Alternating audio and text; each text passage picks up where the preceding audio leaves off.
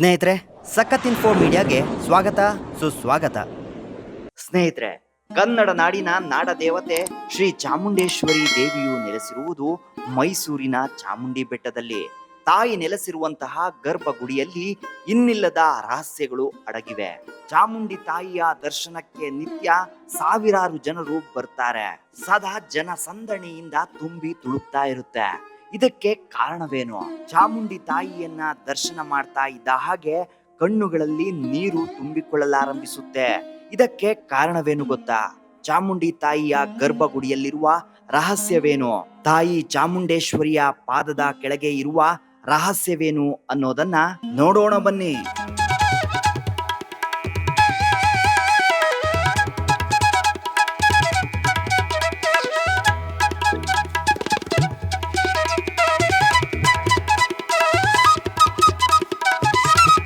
ಸ್ನೇಹಿತರೆ, ಕರ್ನಾಟಕ ಹಲವಾರು ಪುಣ್ಯ ಕ್ಷೇತ್ರಗಳನ್ನ, ಶಕ್ತಿ ಪೀಠಗಳನ್ನ, ದೈವ ಸಾನ್ನಿಧ್ಯವುಳ್ಳ ಪವಿತ್ರ ಸ್ಥಳಗಳನ್ನ ಹೊಂದಿರುವ ಪುಣ್ಯಭೂಮಿಯಾಗಿದೆ. ಭಾರತದಾದ್ಯಂತ ಇರುವ 18 ಶಕ್ತಿ ಪೀಠಗಳಲ್ಲಿ ಕರ್ನಾಟಕದಲ್ಲಿರುವಂತಹ ಏಕಮಾತ್ರ ಶಕ್ತಿ ಪೀಠವೆಂದ್ರೆ ಅದು ಚಾಮುಂಡಿ ಬೆಟ್ಟ. ಪುರಾಣಗಳ ಪ್ರಕಾರ ಮಹಿಷಾಸುರನನ್ನು ಸಂಹರಿಸಿದ ಆದಿಶಕ್ತಿಯು ಇಲ್ಲೇ ನೆಲೆಗೊಳ್ಳುತ್ತಾಳೆ. ಹಾಗೂ ದಕ್ಷನ ಯಜ್ಞ ಕುಂಡದಲ್ಲಿ ಆಹುತಿಯಾದ ದಾಕ್ಷಾಯಿಣಿಯನ್ನ ಶಿವನು ಎತ್ತಿಕೊಂಡು ಹೋಗುವಾಗ ದಾಕ್ಷಾಯಿಣಿಯ ದೇಹವು ಭಾರತದಾದ್ಯಂತ ವಿವಿಧ ಭಾಗಗಳಂತೆ ಬೀಳುತ್ತೆ. ಅವುಗಳೇ ಶಕ್ತಿ ಪೀಠಗಳಾಗಿವೆ. ಅದರಂತೆ ಚಾಮುಂಡಿ ಬೆಟ್ಟದಲ್ಲಿ ದಾಕ್ಷಾಯಿಣಿ ದೇವಿಯ ತಲೆ ಕೂದಲು ಬಿದ್ದು ಈ ಸ್ಥಳವು ಶಕ್ತಿ ಪೀಠವಾಗಿದೆ ಎಂಬುದಾಗಿ ಪುರಾಣಗಳಲ್ಲಿ ಉಲ್ಲೇಖಿಸಲ್ಪಟ್ಟಿದೆ. ಆದ್ದರಿಂದ ಅತ್ಯಂತ ಪವಿತ್ರವಾದ ಶಕ್ತಿ ಪೀಠವಾಗಿ ಇದು ಮಾರ್ಪಟ್ಟಿದೆ. ಇದು ನಮ್ಮ ಮೈಸೂರು, ನಮ್ಮ ಕನ್ನಡ ನಾಡಿನಲ್ಲಿ ಇರುವುದು ನಿಜಕ್ಕೂ ಪುಣ್ಯ.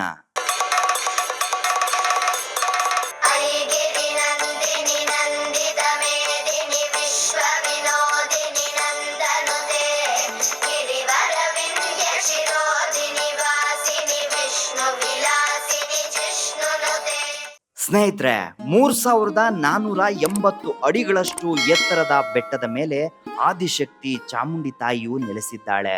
ತಾಯಿಯನ್ನ ನೋಡಲು ಪ್ರತಿದಿನ ಸಾವಿರಾರು ಸಂಖ್ಯೆಯಲ್ಲಿ ಜನರು ಬರ್ತಾರೆ. ದೇವಿಯನ್ನ ಕಣ್ತುಂಬಿಕೊಂಡು ತಮ್ಮ ಕಷ್ಟಗಳನ್ನ ಪರಿಹರಿಸಿಕೊಳ್ತಾ ಇದ್ದಾರೆ. 1008 ಮೆಟ್ಟಿಲುಗಳನ್ನ ಹತ್ತಿ ಬರುವ ಭಕ್ತರು ರಾಜಗೋಪುರವನ್ನ ಕಂಡು ಭಕ್ತಿಯಿಂದ ದೇವಿಯನ್ನ ಸ್ಮರಿಸುತ್ತಾ ಒಳಗೆ ಹೋಗ್ತಾರೆ. ಸ್ನೇಹಿತರೆ, ಇಲ್ಲೇ ಇರೋದು ಇಂಟ್ರೆಸ್ಟಿಂಗ್ ವಿಷಯ. ಅದೇನು ಅಂತ ಅಂದ್ರೆ, ಚಾಮುಂಡಿ ತಾಯಿಯನ್ನ ದರ್ಶನ ಮಾಡ್ತಾ ಇದ್ದ ಹಾಗೆ ಎಲ್ಲರ ಕಣ್ಣುಗಳಲ್ಲೂ ನೀರು ತುಂಬಿಕೊಳ್ಳಲಾರಂಭಿಸುತ್ತೆ. ಅಷ್ಟೇ ಅಲ್ಲದೆ ಅಳಬೇಕು, ಕಣ್ಣೀರಿಡಬೇಕೆಂಬ ಭಾವನೆ ಅಲ್ಲಿ ಬರೋದು ಸಹಜವಾಗಿರುತ್ತೆ. ಇದೇ ಚಾಮುಂಡಿ ತಾಯಿಯ ಗರ್ಭ ಗುಡಿಯಲ್ಲಿ ನಡೆಯುವಂತಹ ವಿಚಿತ್ರವಾದ ಸಂಗತಿ. ಯಾವ ಕಾರಣದಿಂದಾಗಿ ಈ ರೀತಿಯಾಗಿ ಚಾಮುಂಡಿ ತಾಯಿಯ ದರ್ಶನವಾಗ್ತಾ ಇದ್ದ ಹಾಗೆ ಕಣ್ಣುಗಳಲ್ಲಿ ನೀರು ತುಂಬಿಕೊಳ್ಳುತ್ತೆ? ಅದೇನೋ ಪ್ರೀತಿಯಿಂದ ಅತ್ತು ಬಿಡಬೇಕೆನಿಸುತ್ತೆ.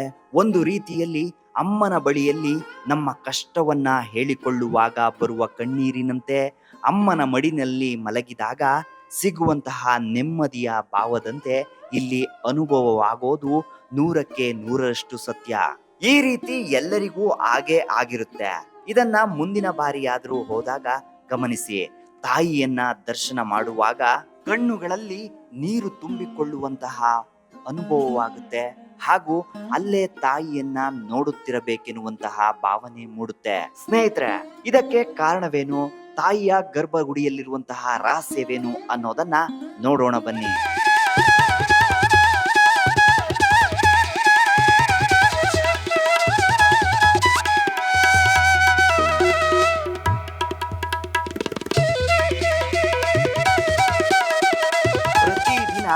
ಮೈಸೂರಿನಲ್ಲಿ ನೆಲೆ ನಿಂತಿರುವ ಚಾಮುಂಡಿ ತಾಯಿಯ ದರ್ಶನಕ್ಕೆ ಸಾವಿರಾರು ಸಂಖ್ಯೆಯಲ್ಲಿ ಜನರು ಬರ್ತಾರೆ. ಚಾಮುಂಡಿ ತಾಯಿಯು ಅಯಸ್ಕಾಂತದಂತೆ ಭಕ್ತ ಜನರನ್ನ ಸೆಳೆಯುತ್ತಿದ್ದಾಳೆ. ಅವಳ ದರ್ಶನ ಮಾತ್ರದಿಂದಲೇ ಮನಸ್ಸಿನಲ್ಲಿರುವಂತಹ ದುಃಖ ದುಗುಡಗಳು ದೂರಾಗಿ ಕಣ್ಣಾಲೆಗಳು ಒದ್ದೆಯಾಗುತ್ತೆ. ಇದಕ್ಕೆ ಕಾರಣ ತಾಯಿ ಚಾಮುಂಡೇಶ್ವರಿ ತಾಯಿಯ ಶಕ್ತಿಯ ಪ್ರಭೆ.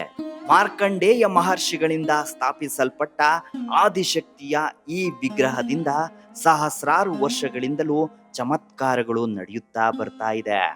ಇಲ್ಲಿ ನೆಲೆ ನಿಂತಿರುವಂತಹ ಆದಿಶಕ್ತಿ ಚಾಮುಂಡೇಶ್ವರಿಯು ಭಕ್ತ ಜನರನ್ನ ಪೊರೆಯುತ್ತಾ ಕಷ್ಟವೆಂದು ಬೇಡಿ ಬಂದವರನ್ನ ಕಾಪಾಡುತ್ತಿದ್ದಾಳೆ.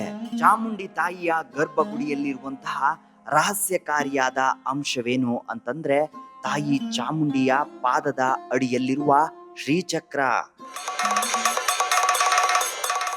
ಸಾವಿರಾರು ವರ್ಷಗಳಿಂದಲೂ ಪೂಜಿಸಿಕೊಂಡು ಬರಲಾಗುತ್ತಿರುವ ಚಾಮುಂಡೇಶ್ವರಿ ತಾಯಿಯ ಪಾದದ ಅಡಿಯಲ್ಲಿರುವ ಶ್ರೀಚಕ್ರದಿಂದಲೇ ತಾಯಿಯ ಮುಂದೆ ನಿಂತಾಗ ಕಣ್ಣಲ್ಲಿ ನೀರು ತುಂಬಿಕೊಳ್ಳೋದು, ಎಲ್ಲ ನೋವನ್ನ ಹೊರಹಾಕಿ ನೆಮ್ಮದಿಯ ಅನುಭವ ಬಂದಂತಾಗುವುದು, ದೇವಿಯನ್ನ ನೋಡುತ್ತಿದ್ದರೆ ಹಾಗೆಯೇ ನೋಡುತ್ತಲೇ ಇರಬೇಕೆನಿಸುವುದು, ಅಲ್ಲೇ ಇರಬೇಕೆನಿಸುವಂತಹ ಅನುಭವ ಆಗ್ತಾ ಇರೋದು.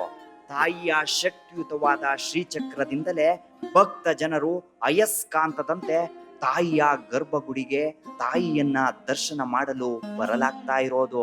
ಶ್ರೀಚಕ್ರದ ಮಹಿಮೆಯಿಂದಲೇ ಭಕ್ತ ಜನರ ಕಷ್ಟಗಳು ದೂರವಾಗ್ತಾ ಇರೋದು.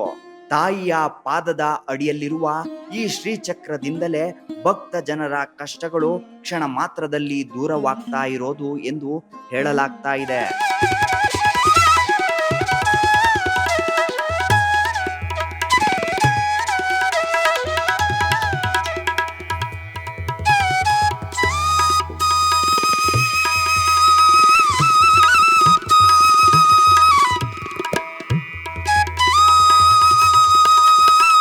ನೋಡಿದ್ರಲ್ಲ ಸ್ನೇಹಿತರೆ, ಸಾವಿರಾರು ಸಂಖ್ಯೆಯಲ್ಲಿ ಪ್ರತಿನಿತ್ಯ ತಾಯಿ ಚಾಮುಂಡೇಶ್ವರಿಯ ದರ್ಶನ ಮಾಡಲು ಮುಗಿ ಬೀಳೋದಕ್ಕೆ ಕಾರಣವೇನು, ತಾಯಿಯ ಗರ್ಭಗುಡಿಯಲ್ಲಿ ಇರುವಂತಹ ರಹಸ್ಯಕಾರಿ ಅಂಶವನ್ನ ತಾಯಿಯ ಮುಂದೆ ನಿಂತಾಗ ಕಣ್ಣುಗಳಲ್ಲಿ ನೀರು ತುಂಬಿಕೊಳ್ಳೋದಕ್ಕೆ ಕಾರಣ ಏನು ಅನ್ನೋದನ್ನ ಸ್ನೇಹಿತರೆ, ನೀವು ತಾಯಿ ಚಾಮುಂಡೇಶ್ವರಿಯ ದರ್ಶನವನ್ನ ಮಾಡಿದ್ದೇ ಆಗಿದ್ರೆ ನಿಮಗೂ ಕೂಡ ಇಂತಹ ಅನುಭವ ಆಗಿರಲೇಬೇಕು.